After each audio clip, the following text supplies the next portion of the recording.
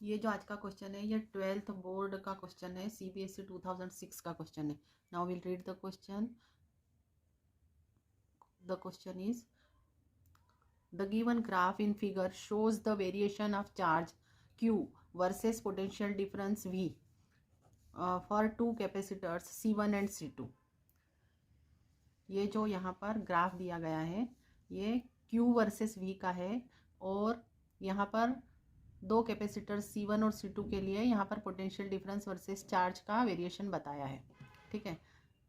The two capacitors have same plate separation, मतलब parallel plate capacitors हैं, but the plate area of C2 is double that of C1। मतलब C2 का plate area C1 के plate area से double है। Which of the line in the graph corresponds to C1 and C2 and why?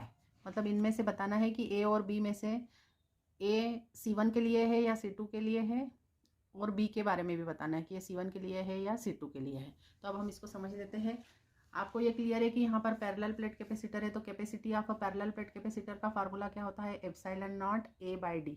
Actually होता है epsilon not KA/D, लेकिन यहाँ पर डाइलेक्ट्रिक कौन सा फिल किया है इसके बारे में कुछ भी बात नहीं की गई है, इसलिए हमने सिर्फ एप्सिलॉन नॉट A/D लिया है।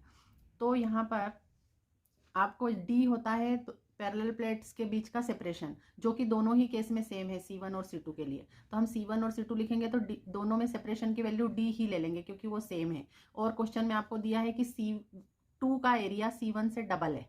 ठीक है। तो हम जब C1 का फार्मूला लिखेंगे तब लिखेंगे एप्सिलॉन नॉट A/D और C2 is equal to epsilon not 2A/D।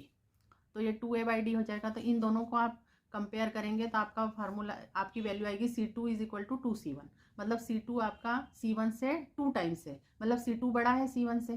ठीक है, इतनी क्लियर हो गया। अब आपको एक फार्मूला पता है चार्ज, कैपेसिटी और V के बीच relation, Q is equal to CV। हम ये फार्मूला क्यों ले रहे हैं? क्योंकि हमारा यहाँ पर ग्राफ Q और V के बीच है और हमको C1 और C2 के बारे में बात करनी, मतलब कैपेसिटी के बारे में बात करनी, इसलिए हमने Q is equal to CV लिया है। अब अगर मान लो इसमें हम V कांस्टेंट रख दें, अगर हम V की वैल्यू कांस्टेंट कर लेते हैं, इफ V कांस्टेंट कर लेते हैं तो Q is directly proportional to C हो जाता है ना। इस फैक्ट को हम यहाँ पर इस ग्राफ में यूज करेंगे। तो अब V कांस्टेंट करने के लिए आप क्या कीजिए कि ये V की जो एक्सिस है उसके परपेंडिकुलर एक line खींचिए।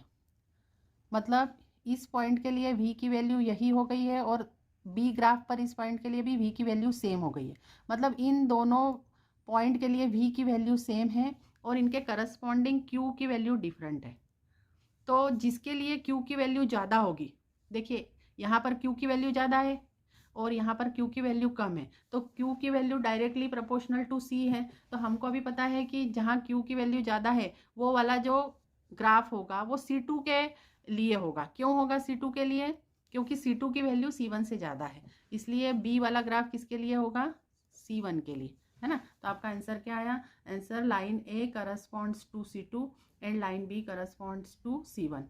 Thank you for watching the video. If you are liking our videos, then please like, subscribe and share our channel Fragrance of Physics.